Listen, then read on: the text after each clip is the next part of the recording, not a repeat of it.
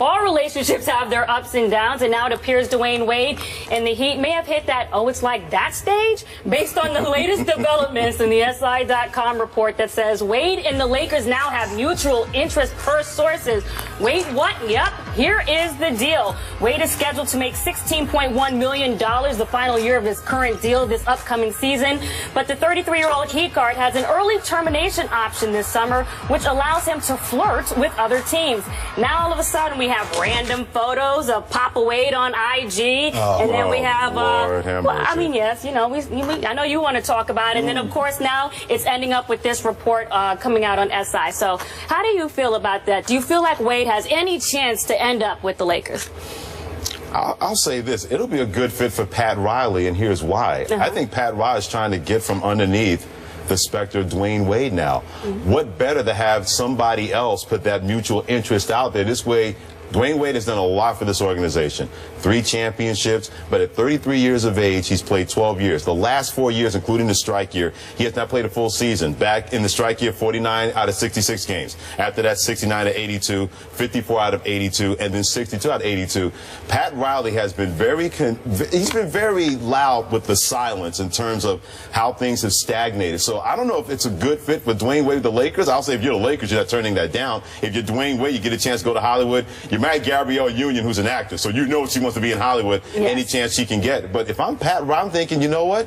This could turn to be a perfect scenario that I've wanted to make a break from this guy. I want to start over, especially with somebody else or somebodies. So maybe the Lakers have mutual interest. All right, Dwayne Wade, have that mutual interest. This way you can go on with your life and we can go on with our lives. I think it's maybe more of a perfect fit for Pat Riley to move on from Dwayne Wade, cut that cord, and start over in Miami. So is he loosening his ring, or is he really ready to take it off with the Heat? D-Wade's doing what he's supposed to do as a free agent. He's going to flirt. He's going to look around. Look, as somebody who covered the New Jersey Nets when Jason Kidd was a free agent, you don't count anything out until he signs on the dotted line. I mean, he was going to come back to New Jersey, then he went to San Antonio, and oh, I don't know if I'm coming back all of a sudden now. You just never know what's going to happen when he takes these visits. Look, I would not discount Cleveland somehow, some way, getting into that mix, LeBron. But D-Wade deserves to kind of go through this and look at other teams. After what LeBron kind of did to him last year, left him hanging in the wind for a little bit there, he kind of sacrificed all that money for LeBron to come back. I will say this, though, he is Mr. Miami. You know, and if you're going to sell this whole thing, and George knows this, you're a Heat for life and all that stuff, you got to bring D-Wade back. And if I'm D-Wade, Miami's got a better chance to win than L.A. You're going to play with Kobe. It's still Kobe's team. You know what I mean? So, and I get it. Hollywood's great for Gabrielle. Everything would work out well. But I think in the end, it's probably going to come down to maybe Cleveland or Miami. I mean, you don't even really know what's going on with Chris Bosh and his health. Do you feel like he should come back to Miami?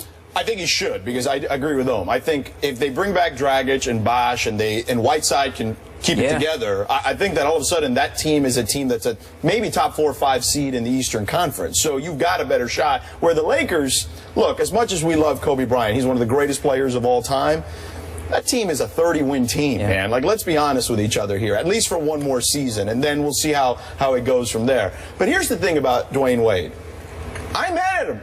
I am mad at him. Look, you got to do what you got to do. And here's the thing. You remember when Drake sang side pieces at the ESPYs? Oh, Lord. That's what the Lakers are here right now. How's that? Because it's all about, hey, Pat. Oh, you know, I know Cleveland can only pay me the mid-level or the taxpayers mid-level, but you know what? The Lakers can pay me more than $15 million. And they got Kobe, Julius Randle. And Gabby, I get the number 2. Gabby can go back to L.A. We're all good. So that's all this is. This is all about, hey, I got to show some leverage some way, somehow. Well, that's a real attractive option, though. Yeah, not from a basketball perspective, I don't think. I'm just saying, I'm talking about you have the Gabby aspect, you can make her happy. No, it makes some sense. Got some good pieces. I mean, it's not like it's totally a... I think that if Dwayne left Miami, L.A. would be the most viable option, whether it was the Lakers or if the Clippers could make it work somehow, though I don't think they don't have many options, much like Cleveland. They're kind of capped out. But here's the thing. If you're Dwayne Wade, get what you can get, because you've sacrificed approximately $20 to $25 million over the last several years. Yeah, so you got to make sure that Pat Riley pays you. You got to take care of a guy. And I'm not normally the guy that you say, hey, pay the guy on past performance. It's not like Dwayne Wade is washed. Okay, right. I know he only played 62 games this year, but he was still one of the better, more efficient players in the league when he was playing. So I think Pat Riley wants to keep Dwayne Wade. I think the problem is Pat Riley wants Dwayne Wade to take that Tim Duncan, Dirk Nowitzki type deal, except those guys took it when they were 36 and 37 and not 33. So that's a big difference. But there's a report out there that Goran is maybe going to get like 5-year, $80 million. That's what, $16 million a year. So if you're Dwayne Wade at $10 million, looking at him at 16, what do you think? What do you think Wade should be asking for when you're looking at those? Oh, I think Wade should be somewhere about 3 years, 45, 3 years, $50 million. I think that's the range for him right now.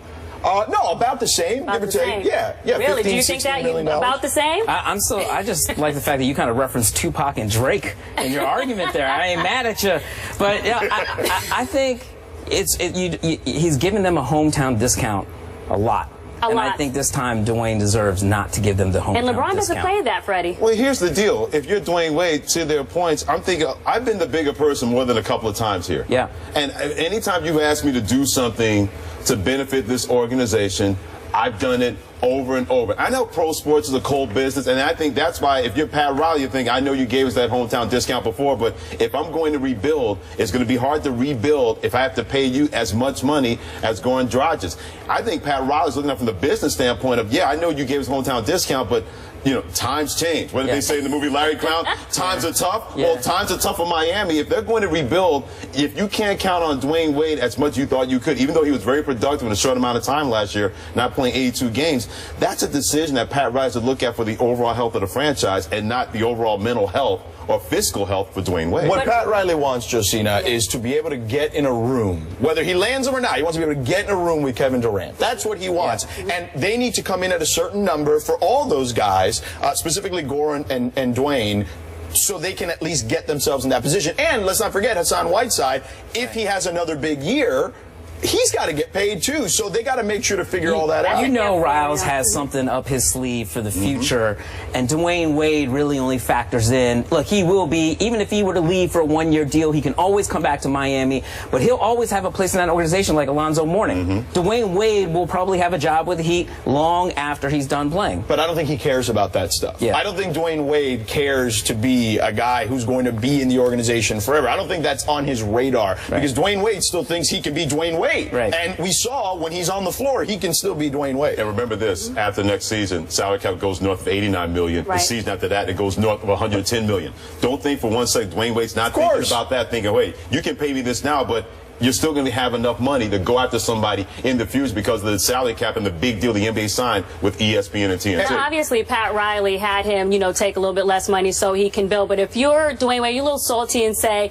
well, I did it last time, but you didn't exactly get LeBron here. I'm getting in touch with my inner George Sedano. Bleepity, bleepity, bleep. Yeah, from that standpoint, give me my bleepity, bleepity money because I've earned it. This is very simple. Give me my camera here. Pat.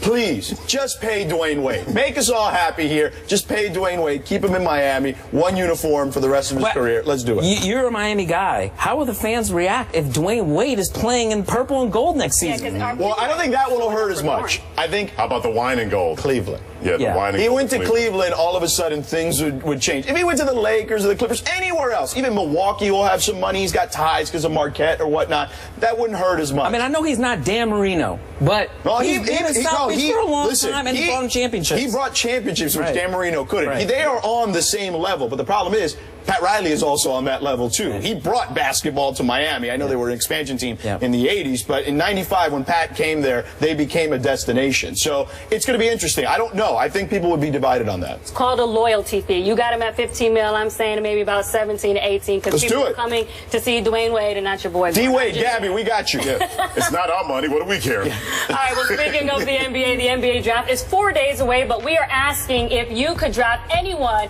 whoever played, who would you get drafted in the top 5? That debate is next. And welcome to the start of another sports week filled with plenty of topics for us to get at to stay ahead of the game and see what's coming up on the show.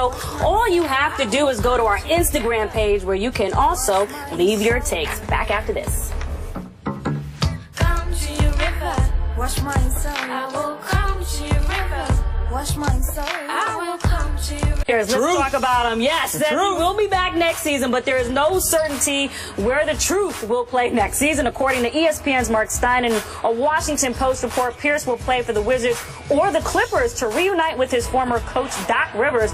What is a better fit for him, though, the Clippers or the Wizards? I'll let you go first. You know what? I was there when he said that he didn't know if he was going to come back, and he was very emotional after making that three that didn't count. I mean, he looked like somebody had just taken his heart out of his chest.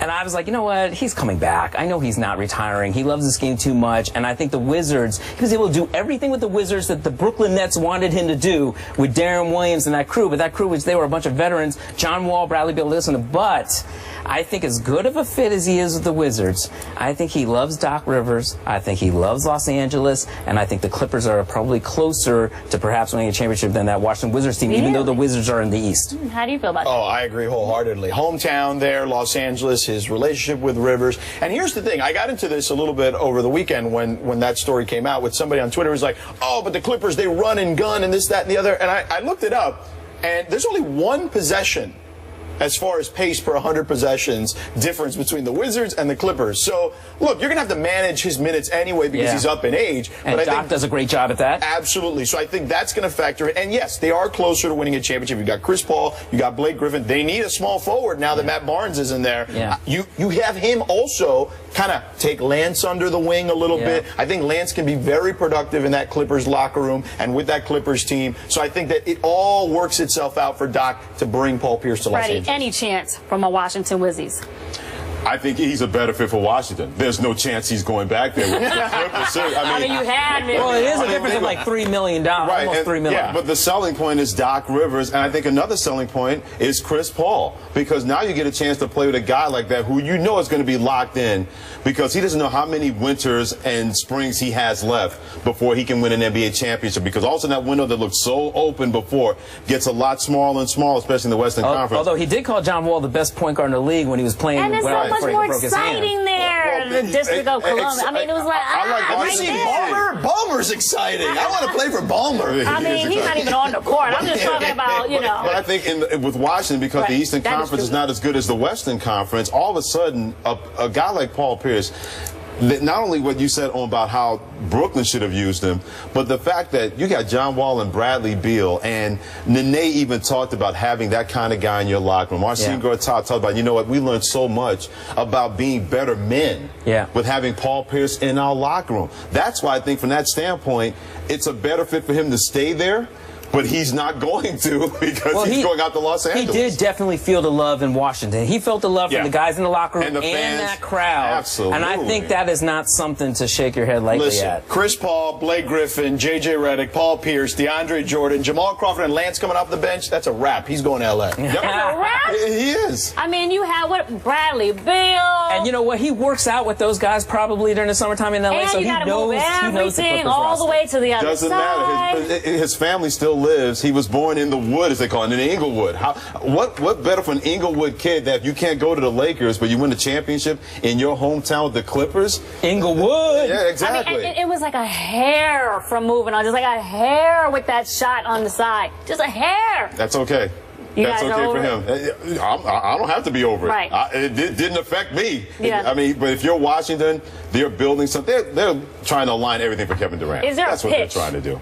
Oh, if you're Washington, look, it's what you said. We were a hair away from getting to the Eastern Conference Finals. I think that was it. And that would have been a better series against Cleveland. Right. I don't think there's any doubt. So I think there's that. And look, those guys are ascending. He's seen how they are ascending. But again, this is about winning a championship at this stage of his career. And the Clippers are just closer, even though the West is harder. Well, I know who won a championship today with being with you guys on this set, Freddie Coleman. I know. I appreciate you. My pleasure. Playing with me on Chris Broussard's celebrity basketball thing. Thank Chris Broussard. You did your thing. We appreciate you. And George, you definitely brought the thunder with all your ninja hot takes. So make sure we're going to do it all again tomorrow. She's calling game like Paul Pierce now. I'm calling game. She's calling series. On First Take, 10 a.m. tomorrow. Join us. We'll see you tomorrow.